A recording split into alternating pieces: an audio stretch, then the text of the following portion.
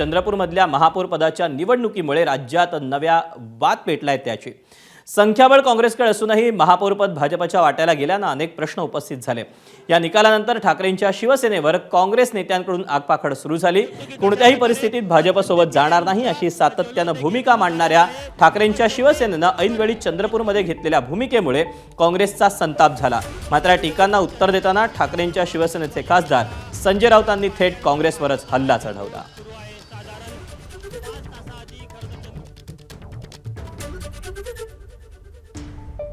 काँग्रेस पक्षच इतका विस्कळीत झाला त्या भागामध्ये, म्हणजे खरं म्हणजे काँग्रेसला लाज वाटली पाहिजे की 27 सर्वाधिक नगरसेवक निवडून आलेले असताना ते सत्ता चंद्रपूरची मिळवू शकले नाहीत। याला जबाबदार कोण याची चौकशी उच्च पातळीवरती व्हायला पाहिजे। शिवसेनेला दोष देऊन अर्थ नाही। शिवसेना पक्षप्रमुख उद्धव ठाकरे यांनी चंद्रपूरच्या लोकांना स्पष्ट सूचना दिल्या होत्या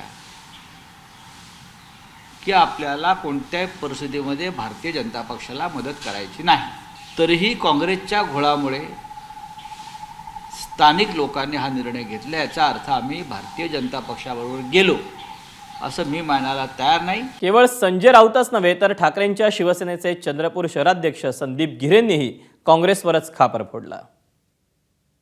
अपमान ज्या प्रकारे काँग्रेसच्या पक्षाकडून जे वारंवार निवडणुकीच्या अगोदर सुद्धा आणि निवडणुकीच्या आता निवडणूक आल्यानंतर सुद्धा ज्या प्रकारे अपमान होत होता, हे आम्ही आमच्या वरिष्ठ नेते वरुणजी सरदेसाई साहेब असू द्या, सुषमाताई असू द्या, यांना आम्ही यांच्या मार्फत उद्धवजीपर्यंत पोहोचवल्या होत्या कालच्या वेळेवरती। आणि त्याच्यानंतर वरुणजी सरदेसाई साहेब प्रत्येक क्षणाला माझ्या संपर्कात होते, सुषमाताई होत्या, त्यांना मी पूर्ण सिच्युएशन सांगून समजून उद्धवजीपर्यंत हा मेसेज पोहोचवला होता। आणि त्यांच्याच मार्गदर्शनात आम्ही जो काल निर्णय घेतला शिवसेना भाजप, कारण की शेवटी पक्ष टिकला पाहिजे, कार्यकर्ता टिकला पाहिजे, यासाठी ही भावना होती। एबीपी माझा, उघडा डोळे बघा नीट।